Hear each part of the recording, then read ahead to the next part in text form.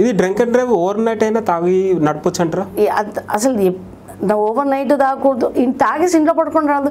మిమ్మల్ని ఎవరు రోడ్ మీదకి రమ్మంటారు? లేదు మేడం, ఓవర్ నైట్ అయిన తర్వాత కొంతమంది ట్రాన్స్జెండర్స్ వీళ్ళు రోడ్ల పైన నిల్చుంటారు, యువత వాళ్ళ స్పెషల్గా వెళ్ళి మేబీ ఇట్లా తిరగడం ట్రై చేస్తుంటారు కదా వాళ్ళు. అవంతా ఎందుకయ్యా నేను పబ్లిక్కి చెప్తుంది ఏంటంటే, మీరు తాగి రోడ్ మీదకి రాకండి. ట్రాన్స్జెండర్స్ గురించి నేను ఇప్పుడేం మాట్లాడదలుచుకోలేదు, నెక్స్ట్ దాంట్లో మాట్లాడదు.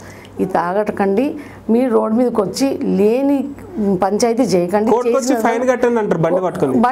ఏమైంది, పోలీసు వాళ్ళు ఏం చేస్తారు, ఎప్పుడైతే మీరు తాగుతారో వాళ్ళు ఫైన్ అంటారు, మీ బండి ఫస్ట్ బండి గుంజుకుంటారు, మిమ్మల్ని తీసుకొచ్చి పోలీస్ స్టేషన్లో కూర్చోబెడతారు, రేపు ఎన్నో పోలీస్ స్టేషన్ రమ్మంటారు, బండి గుంజుకుంటారు, ప్లస్ మీకు ఫైన్ వేస్తారు.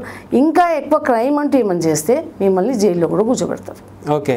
సో నేను చెప్పేది ఏంటంటే, మీరు తాగండి, మీకు నచ్చినంత తాగండి, ఇంట్లో పడుకోండి, రోడ్ మీదకి రాకండి, జనాల్ని చంపకండి.